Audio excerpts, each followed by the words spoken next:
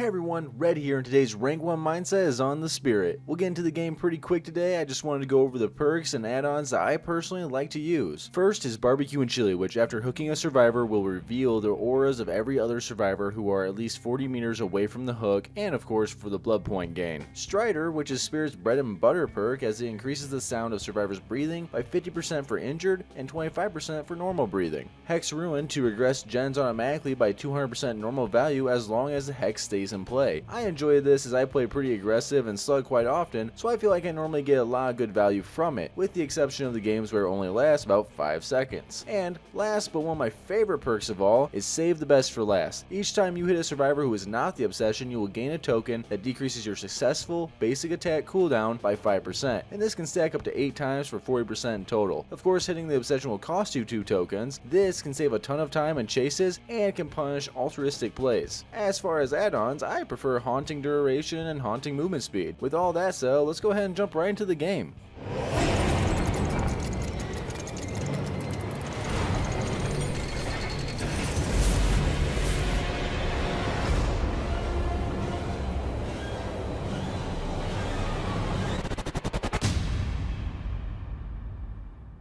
Whenever starting a game on a more open map like Ironworks and Misery, make sure to keep your eye open for crows when patrolling the outer gens. Seeing the crows fly off or come back can be a good indicator of survivor whereabouts. Likewise, if you see crows still perched, chances are the survivors are not in that area, unless of course they're crouching. You can see crows fly off from quite a distance, so training your eyes to become aware of this will allow you to save some extra time and allow better predictions of where survivors are at. I like to be somewhat closer to gens before phase walking to check on them, since survivors within the terror radius of Spirit's husk will not hear the phasing sounds. This can allow myself to get very close to start a chase, which can result in a free hit or even the potential to scare a survivor to death with a gen grab.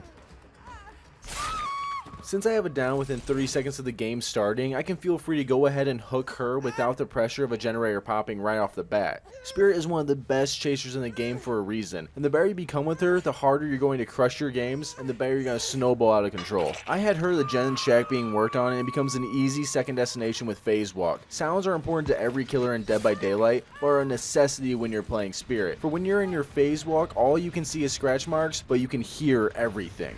I won't normally go into phase walk as soon as it's off a cooldown, as I like to observe what moves the survivor is making beforehand and see if I even need the power in the first place. But when I am phase walking, keep in mind that the perk Strider can sometimes make a survivor in pain sound a lot closer than they actually are. It actually almost cost me a hit here, but you get used to Strider pretty quick, and it's a great tool on Spirit and is an amazing counter for Iron Will gamers. Movement speed add-ons are a great help when it comes to traversing the map or checking survivors who may be healing under a hook after an immediate save. If I can pressure 2 survivors here, I am forcing the last survivor to come save the hooked Kate. And never ever forget to assert some dominance when playing Spirit. You have plenty of time to do so. I'm not looking to rehook the survivor since she just got off the hook, but I'm looking to slug to generate more pressure, and since she's the obsession, survivors will know that she's in chase because of the entity claws around the icon at the bottom left are moving when in chase. This can reinforce the idea to heal under hook. Not always, but can. The one thing I really want to prevent as Spirit is healing, as injured survivors are extremely easier to track with sound alone. Of course, you can hear footsteps and grass shuffling, but nothing is more prominent than a survivor in pain. And this is where Sloppy Butcher can be an insane perk on Spirit, but I love my Save the Best for last. Silly Claudette trying to be sneaky while injured. Spirit has a plentiful of mind games that literally revolve around standing still. When playing at loops like this, position yourself so you can get a good view of the palette and to both sides of it if possible. Watch what the survivor does in this time, as there are only a few options that they can do. Most times survivors will react suddenly and try to make a play at the palette. This means they might try and drop the palette, they might dash over it, they may drop it in front of them to trick you that they went over it. Some survivors may walk out of your field of view, and this is totally fine, as we will rely on our ears for a short time to make positive that they are leaving the area before revealing our mind game. And to the very few survivors who are amazing at reading Spirit, they're watching for her glass to emit a light glow which signifies Spirit using her phase walk. This can be mind game too, but you will have to partially charge up your power to trigger that effect. And even then, sometimes it's better just to phase walk and look for the outplay against them in that scenario. But let's go ahead and get back to what Kate does. You'd be surprised exactly how many survivors make the same move. Slugging is something Spirit can do pretty flawlessly due to just how fast she can move around and end chases, so if you ever get the opportunity to get some extra value after downing a survivor, make sure to take it. I'm heading back to the original Slug Survivor to try and catch the survivor who's now going for the save. I also make sure not to drain my phase walk any more than I have to so it can recover faster, that way I can use it in chase. I could read down Meg here and that would be just cruel, but I want to keep my stacks here and force Meg to go for the save on the other side of the map while I aim to take down the healthier survivor now. Listen for the injured Meg and the footsteps. When tracking a phase walk, sound is your best friend even if scratch marks are present. Scratch marks give you an idea, but sounds give you the precision. Don't be afraid to come out of phase walk early to check either, as it won't typically harm your chase time. Hook exchanges like this are the main reason why I like save the best for last on Spirit. I'm able to down Meg and look to immediately go for the Claudette. The amount of pressure generated from these types of plays is immense. By always rotating a survivor being slugged and having another survivor hooked, not only is going to create a lot of pressure, but will completely bring the gen speeds to a halt. Of course, I could always risk a decisive strike from Claudette in order to try and get her to stage 2 hook. The safer option obviously is to leave her slugged to force survivors to come over here for the save or to get Unbreakable out of the way early. It's normally never a great option to eat a decisive strike unless you have the game completely in your control.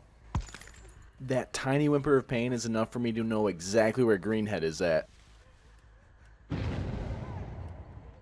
Always watch to see if survivors are looking behind them at you. Great survivors will be watching for your activation of phase walk and will try and juke it out by walking or running back over their scratch marks. If the survivor isn't watching, they're just going to try and juke you out anyways, but you're right there, so it's normally followed by a free hit. Again, looking around not instantly picking them up allows me to see these scratch marks and look to get into another chase right away and leave the slug to entice the other remaining survivors. And now I get the nice 2-for-1 special.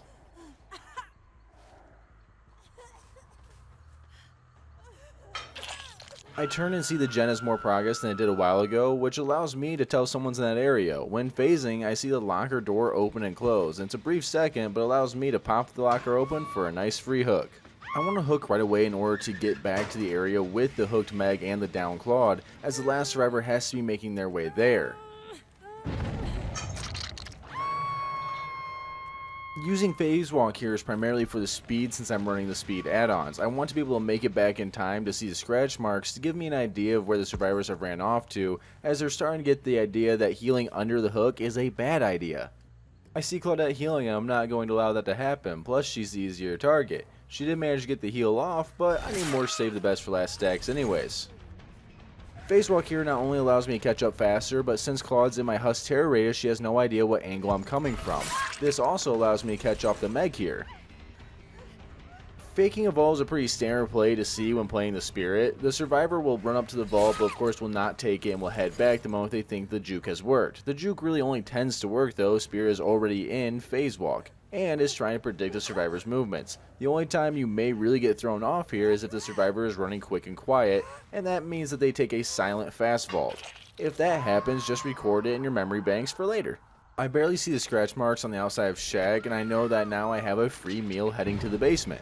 I make sure to break phase walk to have my vision available for any sneaky plays, or run at me face first plays. Either work.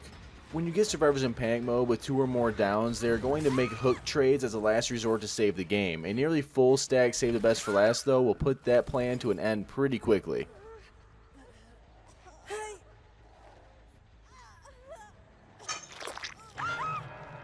Since Claude just got off the hook, I'll go ahead and make sure to snag the green-headed Meg first before risking the decisive strike. With an early kill at 4 gens remaining, this game is pretty much over, especially against a Spirit because of the amount of pressure that she can provide.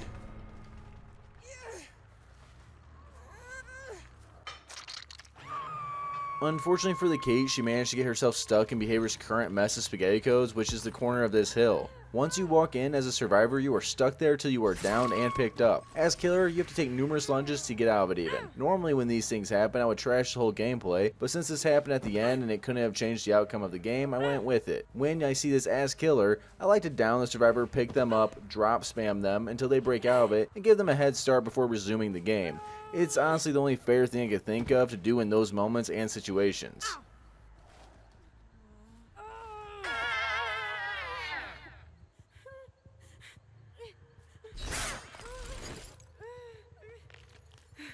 I tried to give her an idea of what I was doing, but this Kate has seen enough, and even after I phase walk to give her some distance and let her know to continue play, she just kind of follows me and begs for death anyways, which, I mean, I can totally understand as this game went super sour for them. So I oblige and finish up the game. But that's all for today's Rank 1 Mindset video, and this was about the 20th game I played, and all results fell around the same way. This is partially due to the matchmaking with the influx of console players, but overall I felt like this was a good video to show the power of Spirit and give some tips on her as well. So if you enjoyed the video, make sure to leave a like and a subscribe. Oh, and if you're wondering who the next killer for the Rank 1 Mindset video is going to be, the answer is hidden in this video, so if you missed it, make sure to rewatch it and pay attention to everything you see on your screen. Once you've got it down, make sure to comment it down below. As always with these fun little hints and games, I won't be responding to any of these answers for it, but for the rest of the comments, you know how much I like to try and answer every comment, and I plan to continue to do so. Make sure to follow me on Twitter for random posts and memes. Also, if you aren't already, make sure to follow me on Twitch as I currently stream once or twice a week, and it's a great time to come and chill and have fun with the community. Last but not least, feel free to hop into the Discord and enjoy the conversations that ensue there, or join the games that we play. I hope you phase your way into some Survivor's Hearts in your future games, and as always, I'm Red, and I'm signing off.